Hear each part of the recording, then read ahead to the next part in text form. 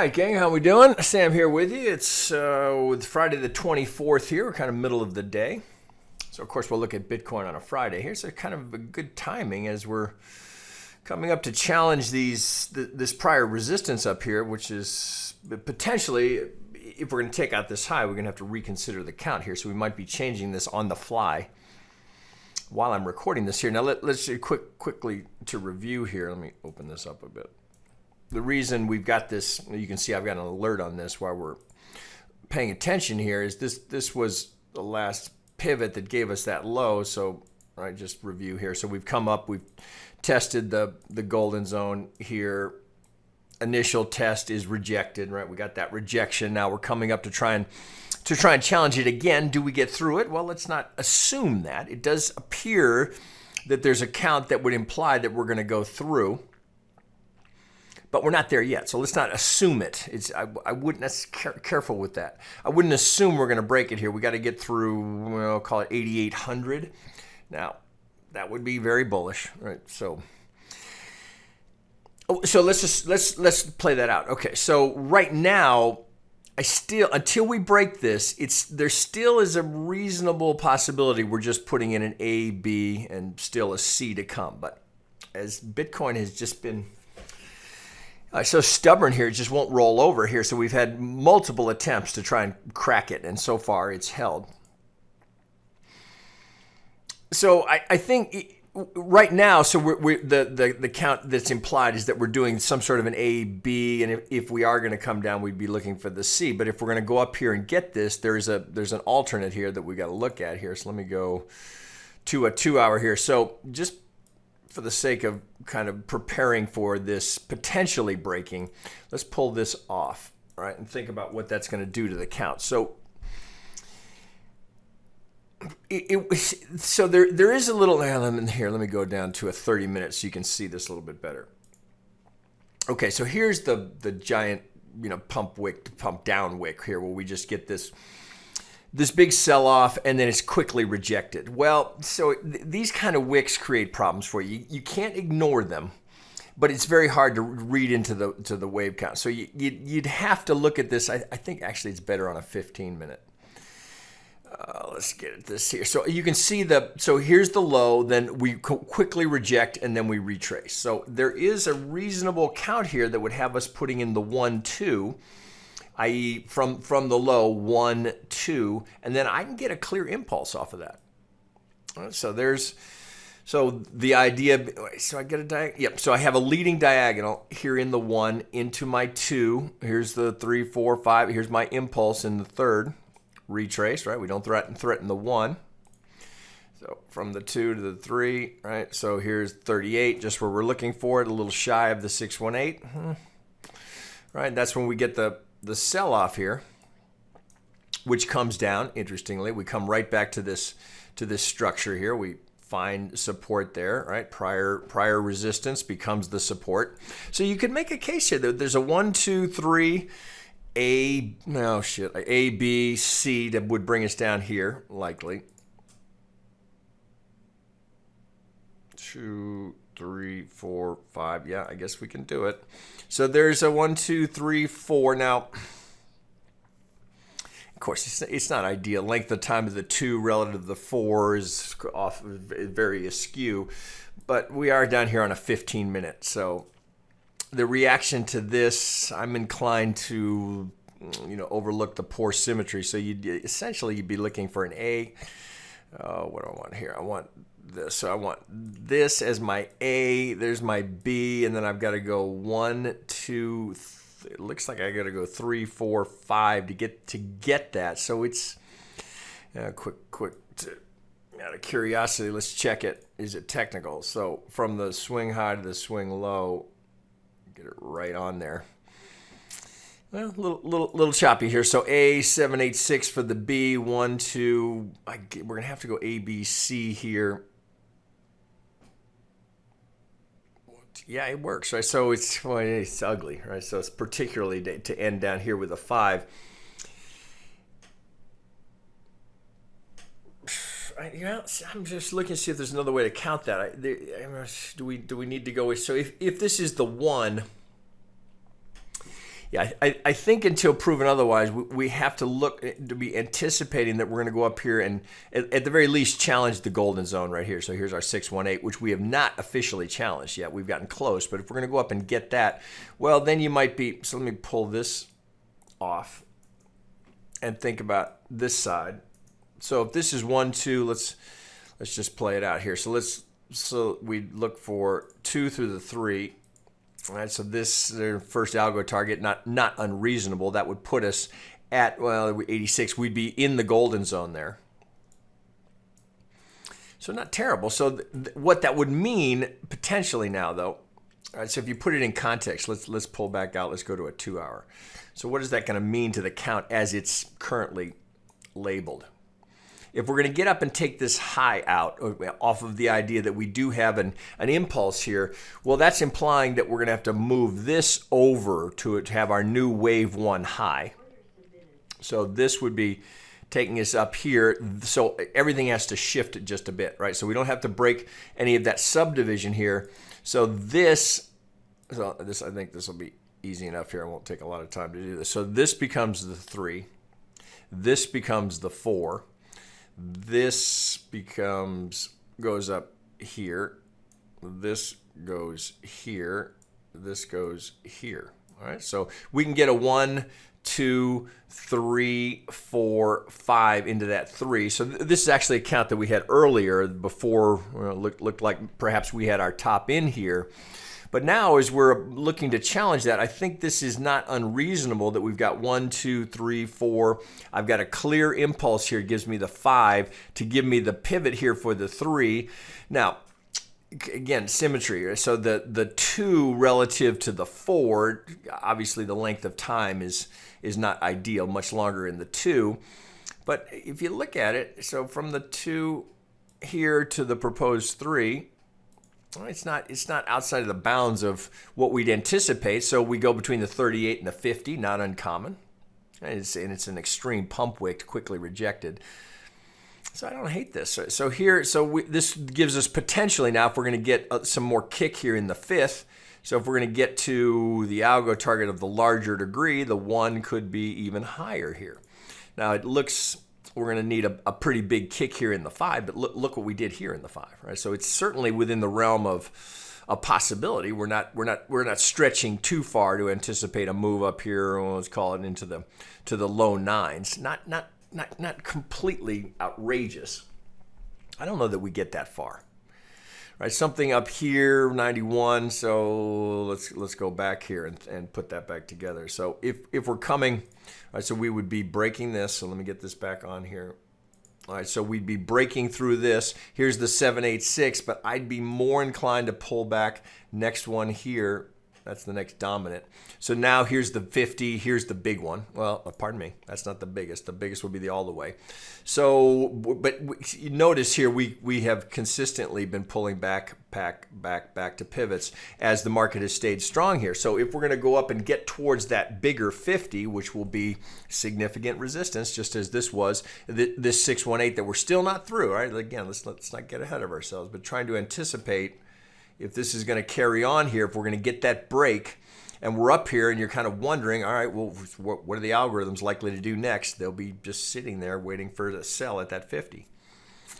So again, right, just because they're there doesn't mean that we're going down here. It's just an area where you can anticipate there'll be some resistance. Again, it's not some guy going, screw Bitcoin, I want to see it go to zero. It's just software that's going to start selling, right? It's just...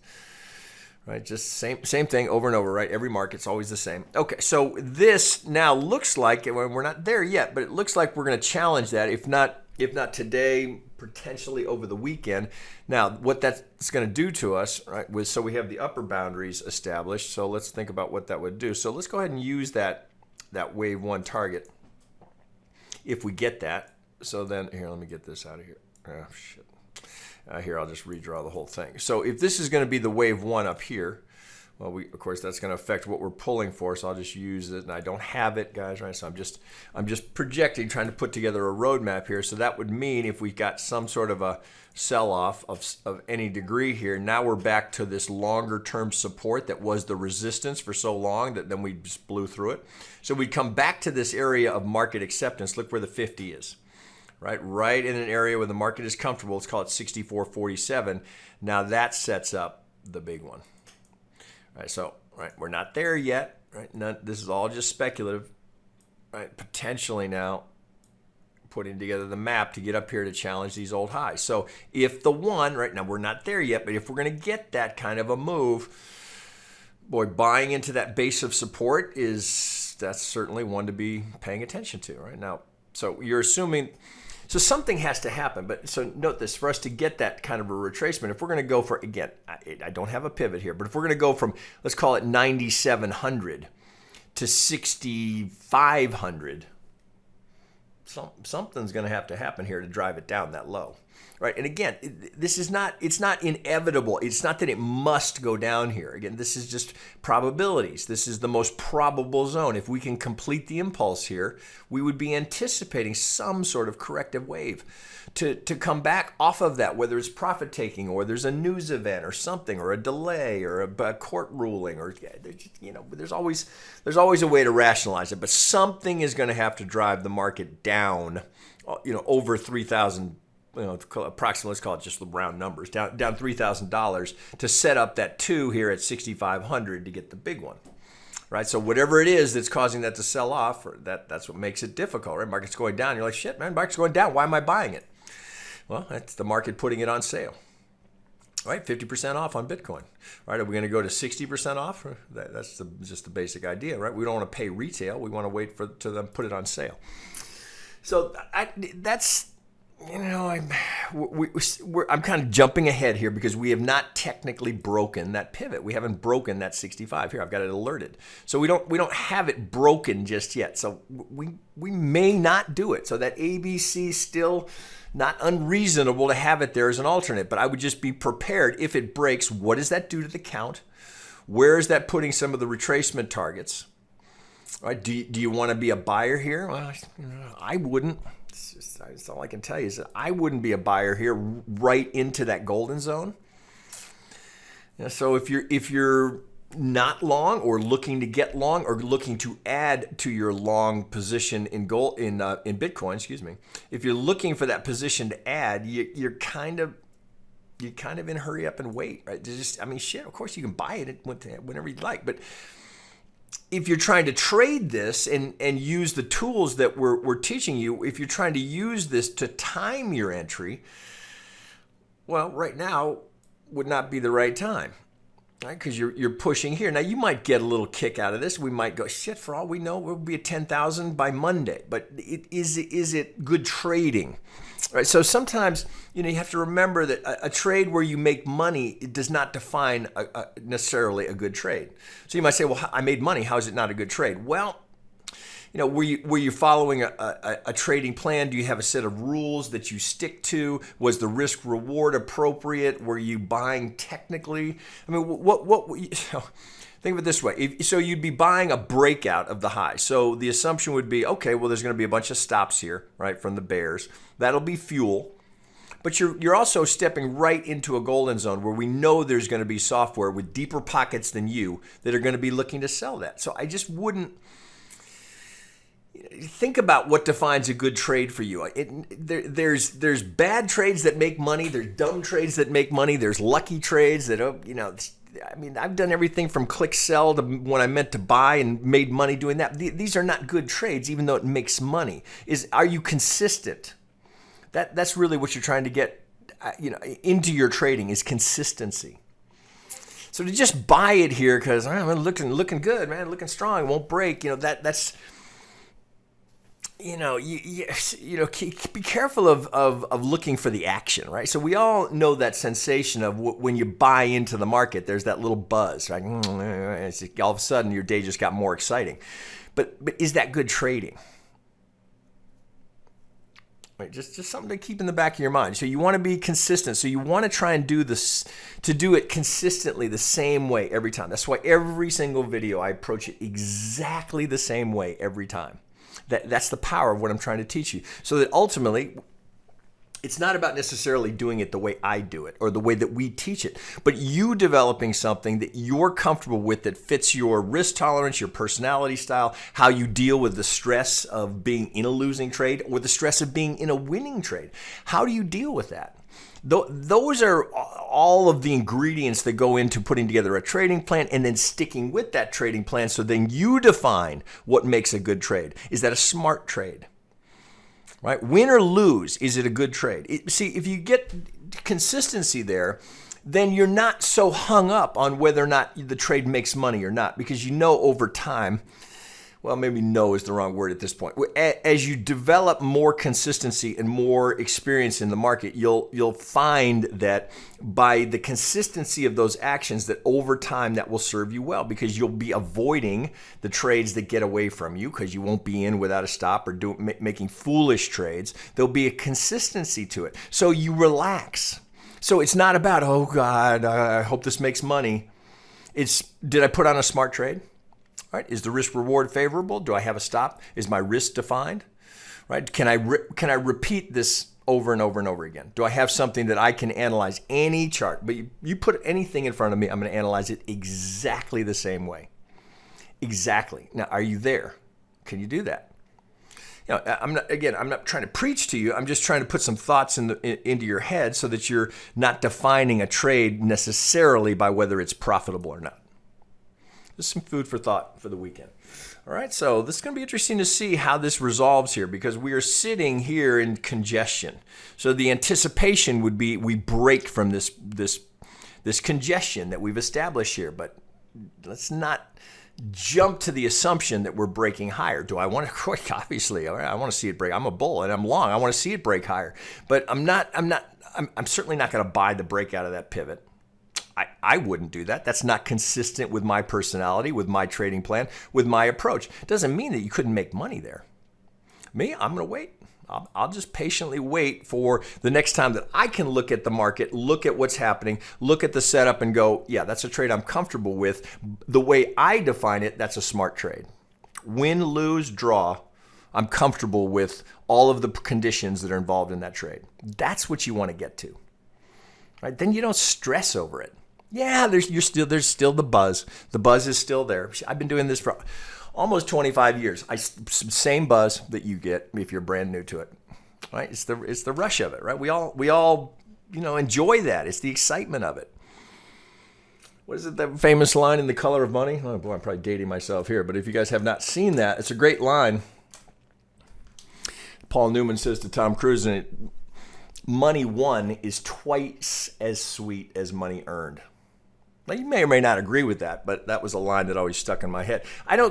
Money won, are we winning money here? Well, that was in the context of playing pool and shooting pool and beating your opponent. So money won, right? You win in a pool tournament, you've won that money. Well, similar idea here, right? You've used your mind or your brain instead of your brawn to establish a profitable scenario here, right? If it makes money, yeah, enjoy the sweetness of that. All right, guys, that'll do it for now. All right, back to you.